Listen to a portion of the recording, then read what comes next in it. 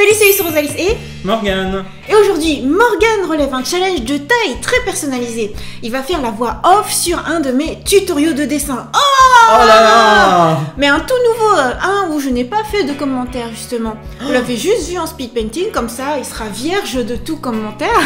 Il sera pas influencé.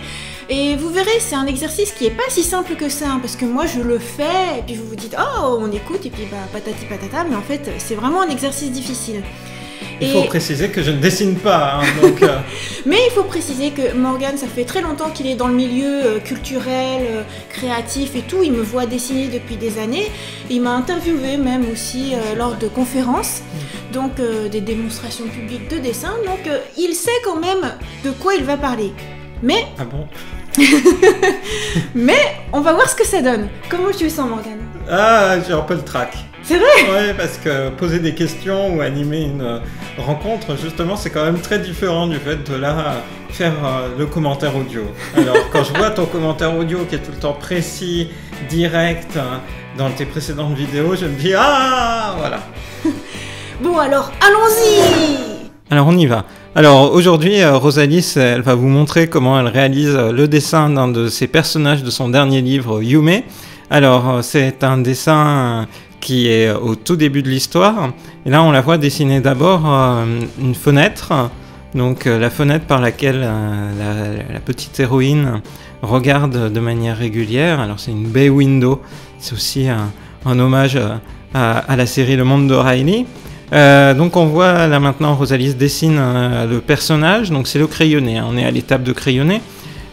Progressivement, donc, pose les proportions avec la tête, et puis avant de dessiner le visage, va poser les différents traits nécessaires par rapport à la sphère du visage, et au-dessus ah mon Dieu, les cheveux. Donc toutes les sphères liées aux cheveux, donc positionner les volumes par rapport à son personnage. Voilà.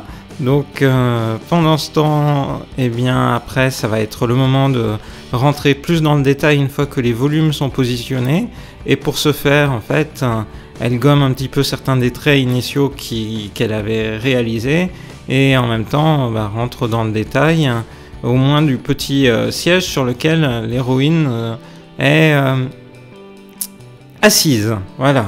Ah. Donc, en fait, ce qui est étonnant quand on regarde, c'est voilà, le nombre de mouvements de la main nécessaires. Donc là, maintenant, comme je disais, Rosalis rentre plus dans le détail. Donc, avec le positionnement des yeux, très important les yeux, puisque si les yeux sont mal positionnés, eh bien, ça peut vraiment poser problème pour le dessin global. Et alors, après les yeux, le nez, la bouche, et puis maintenant, voilà, les détails par rapport à sa chevelure.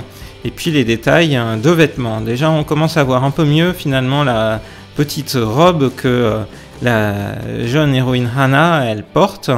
Donc là, en ce moment, Rosalis s'occupe des manches et calibre un petit peu voilà, la différence, les différents détails par rapport aux manches. Puis il revient finalement sur le visage pour être plus expressif, pose les sourcils. Et puis, alors là, il y a un coup d'effaçage des traits préparatoires pour entrer plus dans le détail. Donc, à partir de là, il va y avoir... Oula, il y a quelque chose que Rosalis fait dans le logiciel, donc, qui doit être la création de nouveaux calques pour poser ces différents éléments. Ah oui, c'est pour jouer sur l'opacité. Donc, maintenant, elle zoome sur le personnage et va rentrer plus dans la phase crayonné ancrage peut-être. On va voir. Donc là maintenant c'est vraiment le positionnement des yeux. Alors Rosalis a pour habitude de commencer par les yeux pour la plupart de ses dessins. Les yeux sont vraiment un élément crucial. Et là on voit vraiment le lien par rapport à la philosophie manga où les yeux ont vraiment une importance toute particulière. Et donc là, Rosalis est en train de préciser ça. Il faut quand même dire que par rapport à cette omniprésence des yeux dans les mangas. Il est drôle de savoir un petit peu l'histoire par rapport à ça, parce que c'est... elle va rentrer plus dans le détail. Donc c'est Osamu Tezuka qui, pour Astro Boy, regardait beaucoup les dessins animés de Disney, et notamment Bambi avait été marqué, et quand il a réalisé ses premiers mangas, 1947-1948, a donné une forte importance aux yeux des personnages, qui est resté dans les mangas modernes, et qui est revenu dans la bande dessinée franco-belge et chez les auteurs francophones. Voilà. Alors, les yeux... Alors, Rosalis a positionné, donc le premier œil gauche, maintenant, est bien cadré, le nez aussi, et s'intéresse à l'œil droit, donc l'œil droit qui est du coup plus distant par rapport au point de vue de l'auteur, donc au point de vue du lecteur. Donc d'abord, voilà, il y a un aller-retour entre des zooms arrière et des zooms avant, c'est pour vérifier en fait que au niveau de la dynamique et au niveau, voilà, ce que je disais tout à l'heure, du positionnement des yeux, tout se passe bien, c'est-à-dire il n'y a pas quelque chose qui est contre-naturel. Donc là maintenant, elle rentre plus dans le détail au niveau des cils, et puis qui vont vraiment petit peu donner la caractéristique du personnage et le fait que c'est un personnage féminin, donc avec des petits cils qui vont partir comme des cils de personnage féminin. Donc là, il ne faut pas qu'ils soient trop épais non plus, les sourcils et les cils. Donc le contour des yeux, aller-retour en zoom, et puis repositionnement. Donc là, elle est revenue sur l'œil gauche pour un petit peu plus tracer la pupille.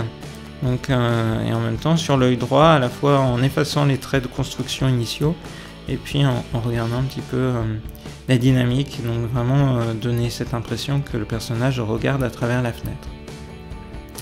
Donc le contour des yeux toujours ces allers-retours importants. On voit vraiment qu'il ne faut pas être le nez sur sur sa tablette ou le nez sur son dessin, il faut régulièrement regarder comment ça se passe.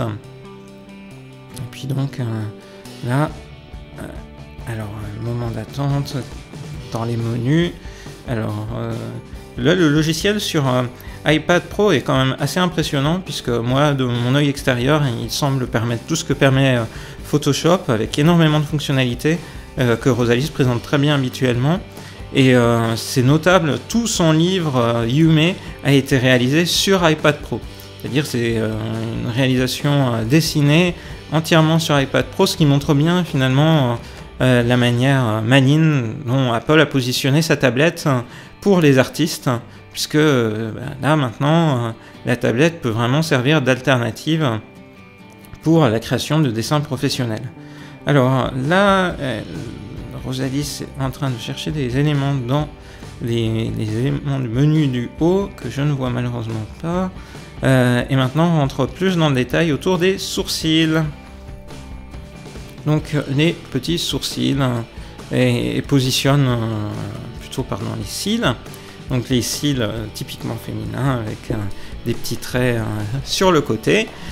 Et puis ça y est, donc au niveau des yeux, alors la pupille n'est pas encore toute précisée, mais au niveau du visage, elle rentre plus dans le détail de l'expression en dessinant la bouche de l'héroïne. Donc la petite bouche, les petits détails qui sont liés à ça et qui commencent vraiment à caractériser l'expression du personnage. Voilà, maintenant on rentre dans les cils. Alors les cils sont forcément, c'est s'agissant d'un personnage féminin plutôt léger, c'est pas des gros sourcils, donc les sourcils sont plutôt fins. Et là il y a un jeu sur les calques qui est réalisé. Donc voilà, regarde, toujours vous voyez différents niveaux de détail, se positionne à différents éléments de zoom. Donc je sais que Rosalis aime bien travailler avec un zoom assez fort et mettre des détails assez incroyables dans des éléments de dessin qu'on voit pas forcément par exemple dans des impressions petit format. Et c'est vrai que c'est une des richesses du numérique de pouvoir zoomer et dézoomer de cette manière-là, rentrer dans le détail, ce qui donne vraiment l'impression globale sur le dessin, mais qui n'est pas forcément visible si on regarde le dessin seulement sur petit écran sans zoom.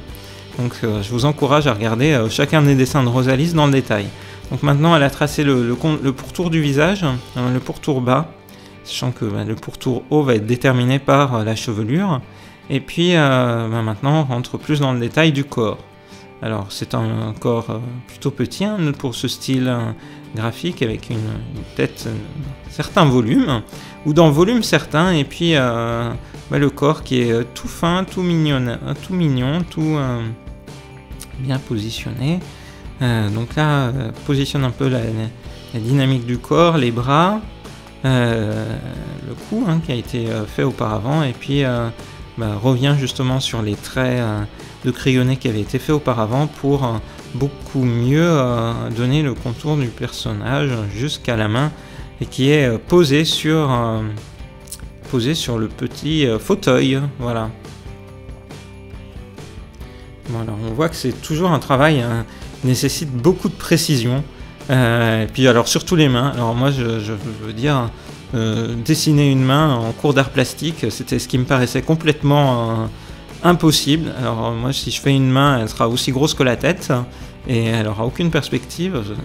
Pourtant c'est vraiment un élément fondamental. C'est là où on voit l'importance en fait de s'exercer à cet élément-là si on veut vraiment devenir artiste, parce que c'est un élément d'expression tout aussi important que le visage, les yeux, la position des mains. Donc la main la main gauche a été faite, et puis donc là Rosalis revient sur les traits déterminant la corpulence du personnage pour positionner un petit peu plus précisément ces éléments qui suivent, comme vous le voyez, les tracés de crayonné initiaux, mais qui vont du coup être plus précis et justement permettre de vraiment affiner le dessin. Voilà, donc toujours des successions en fait d'effacement puis de reprise d'un trait pour que le trait soit vraiment parfait. Et là maintenant, au niveau de la petite jupe du personnage, finir le tracé du haut, et puis repositionner un peu le bas du vêtement du personnage. D'ailleurs, je dis que c'est une jupe, mais je sais plus si c'était une jupe ou un pantalon pour ce dessin-là. Un legging peut-être. Oui, c'est plutôt ça. Voilà. Donc, hop, toujours en retour arrière pour voir un peu comment ça se positionne. Et puis, repositionnement du dessin par rapport au visage, et notamment la chevelure. Chevelure très importante, souvent abondante chez les personnages que Rosalis dessine. Donc à commencer par dessiner, par positionner les cheveux sur la partie haute du visage, donc avec une petite frange qui va venir se poser un petit peu au-dessus des sourcils de Hana, et puis après rentrer plus dans le détail sur les cheveux arrière. Donc voilà, maintenant c'est les longs cheveux que l'héroïne a qui vont caractériser finalement tout le volume à la fois de la chevelure et puis de la tête du personnage qui sont tracés. Donc on voit que tous les traits que fait Rosalis pour les cheveux sont des traits qui sont jetés de manière directe, avec des traits continus. Et forcément, le fait de tracer les cheveux nécessite de revenir sur le pourtour du visage et puis de faire quelques gommages des traits. Alors, derrière les cheveux, il y a bien sûr un organe essentiel, si on veut que le personnage puisse entendre, puisque c'est pas comme dans Dragon Ball où Krillin n'a pas de nez. Là, les personnages de Rosalis, ils ont un nez et ils ont des oreilles. Donc là, la petite Hana, on a vu son oreille être tracée. Donc c'est une oreille toute bien positionnée. Moi j'aime bien, je fais attention aux oreilles depuis que Adachi en fait fut connu. Donc Adachi, l'auteur de Touch, Théo, la batte de la victoire, Mix, Cross Game, il fait des oreilles en forme de poterie un petit peu. C'est un peu original. Rosalis fait une oreille plus réaliste et plus fine aussi. Donc maintenant les cheveux, donc on arrive sur le bas de la chevelure. Une belle chevelure à la fois épaisse et puis volumineuse, dans le bon sens du terme. Voilà. Bon, un regard global sur le dessin. Là on voit, c'est déjà extrêmement bien détaillé. L'héroïne est toute mignonne. Maintenant, il va falloir revenir sur certains tracés, notamment au niveau de la tenue au niveau du haut. Donc positionner plus exactement le cou, et là en fait le tour du cou. Donc c'est ce que Rosalis fait avec des petits traits tout fins et tout mignons. Alors c'est cet élément là, et puis c'est aussi ce qui va caractériser un petit peu à la fois la tenue vestimentaire, et puis on va se faire une idée en fait sur le type de personnage qu'est l'héroïne. Donc le dessin de ses vêtements est très important. Et ce que j'aime bien dans Yume, c'est justement que Rosalis a pris le risque en fait à chaque page de changer les vêtements. Alors au niveau des épaules, là eh bien, il y a un petit élément bouffant sur qui fait penser à une forme de fleur en fait. Moi j'y vois bien une forme de tulipe un petit peu. Et j'y vois deux éléments en fait, ces types au niveau des épaules, deux références. Moi ça me fait penser à l'épaulette en fait de Sailor Saturn dans Sailor Moon, qui était totalement différente des autres Sailor. Et puis aussi ça me rappelle un petit peu Cure Felice dans la série Mahou Tsukai Precure. Donc Cure Felice, c'était la 3e précure qui apparaissait et qui avait pour thème les fleurs. Donc moi j'y vois dans ces petites épaulettes une référence à la fois à Sailor Saturn et à Cure Felice, donc, qui était la représentante des fleurs. Et Hana, ça veut dire fleur en japonais, et ça me paraît être... voilà, ça caractérise bien le personnage. Donc toujours sur la partie supérieure du dessin. Là maintenant, Rosalis efface un petit peu les traits précédents qui étaient des traits de positionnement globaux. Là maintenant, c'est des traits beaucoup plus détaillés qui sont nécessaires pour caractériser justement cette petite tenue fleur. Alors là, elle met des petits arceaux qui peuvent faire penser à des petits pétales. Et puis en dessous, à retracer un petit peu quelle va être la tenue vestimentaire basse de l'héroïne. Donc le petit haut est terminé. Un petit haut qui fait clairement penser, comme je le disais, à des fleurs. Et puis, bien, ça va être le moment de rentrer plus dans le détail du bas. Alors, je pense que tout à l'heure, je me suis peut-être avancé en disant que le personnage allait avoir un pantalon, un legging. Bah oui, je me suis avancé, j'ai complètement oublié le bas du dessin. Parce que je connais le dessin final. Mon Dieu, honte à moi. Et donc... c'était pour caractériser les jambes, donc le positionnement des jambes par rapport à la tenue vestimentaire basse. Et donc là maintenant on a vu un trait partir, un trait oblique qui va caractériser la petite jupe de l'héroïne qui va reposer justement sur ses cuisses. Donc voilà le petit positionnement, alors avec quelques traits qui doivent être bien cadrés pour bien donner finalement le côté flottant, bouffant de la petite jupette. Et on voit sur la jupette la reprise des petites formes, des petits pétales qui caractérisent le haut. Donc c'est vraiment une tenue vestimentaire. Et puis là, Rosalis a en même temps dessiné des traits qui permettent de bien situer les plis de la robe. Voilà, donc on rentre dans le détail par rapport au positionnement. On voit que le positionnement initial des jambes, donc les fameux leggings de tout à l'heure, étaient importants pour bien mettre les volumes là où ils doivent être, pour que justement les traits, les plis se positionnent bien. Donc là maintenant, Rosalis est revenu sur la coiffure, sur justement les traits de cheveux qui caractérise l'héroïne. Et puis maintenant, revient sur la main. Ah, mais pourquoi gommer cette main? Elle était très bien, cette main. Non? Alors, pourquoi ce gommage de la main? Alors, pour moi, c'est un mystère. Quel va être le rôle de la main? Alors, en fait, c'est parti pour être redessiné.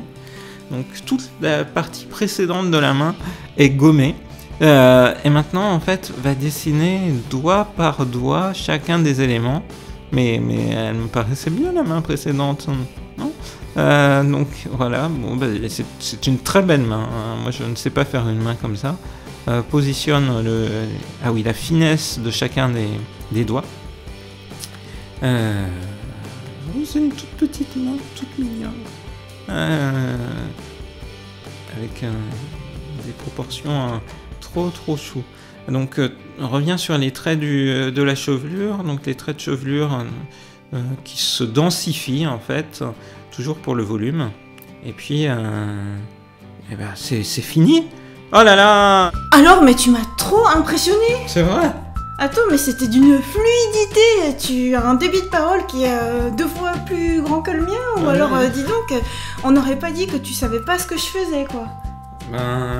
J'essayais de commenter au mieux, et puis je t'ai déjà vu dessiner, alors je sais un petit peu certains éléments, l'ordre dans lequel tu vas dessiner ou autre. Je me suis totalement planté pour la petite jupette. Hein, oh non! Mais c'était super sympa. En plus, en vérité, t'avais raison, parce qu'elle a un legging. Oh, elle a un legging à la fin. Ouais, non, mais t'avais vraiment raison.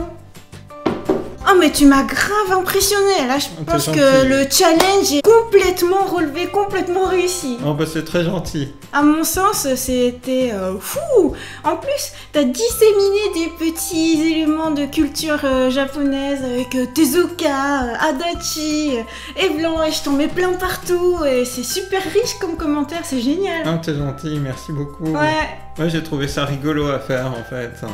Je voyais ton dessin se faire. Ouais, mais après, je trouvais que ça faisait comme un sprint. C'est-à-dire, au début, t'es parti, t'as fait. Et puis après, tout d'un coup, à un moment donné, c'était. Et voilà. En fait, c'est un petit peu ça. C'est qu'effectivement, j'avais pas réalisé que ça allait être 18 minutes de vidéo. Donc, mais j'aurais dû le savoir. Et donc, au début, je suis parti bille en tête. Et à la fin, ma voix, elle faisait ah, au secours, au secours. Et là, j'ai pas encore eu le temps de boire. Mais la première chose que je vais faire une fois qu'on aura fini cette vidéo, c'est d'aller boire. Parce qu'effectivement, j'ai parlé pendant 18 minutes en continu. Et puis, j'ai peut-être pas bien posé ma voix. C'est pas comme quand tu fais cours ou quoi que ce soit où je sais un petit peu comment poser. Là, je me disais, les gens, si je m'arrête, ils vont partir. Il faut que je trouve un moyen de les captiver. Voilà. Eh bien, franchement, à mon sens, le challenge est complètement réussi. Comment tu le sens, toi ? Moi, j'essaye d'être au maximum de ce que je peux pour rendre honneur à tes dessins que je trouve tout le temps magnifiques. Mais je pense que c'est toi qui es quand même la personne experte pour commenter chacun de tes dessins et la manière de les réaliser, ce que je trouve être une super idée. Eh bien, sur ce challenge de couple, enfin challenge surtout relevé par Morgane, est terminé. J'espère que ça vous a plu. En tout cas, toi, ça t'a plu de le faire. Oui, c'était très rigolo, j'ai beaucoup aimé. Donc, je te lancerai des nouveaux challenges. Oula. Et dites-nous si ça vous a plu. Et en tout cas, on se retrouve tous les jours pour de nouvelles vidéos sur ma chaîne. Bye bye. Ah ouais, tu m'as grave impressionné.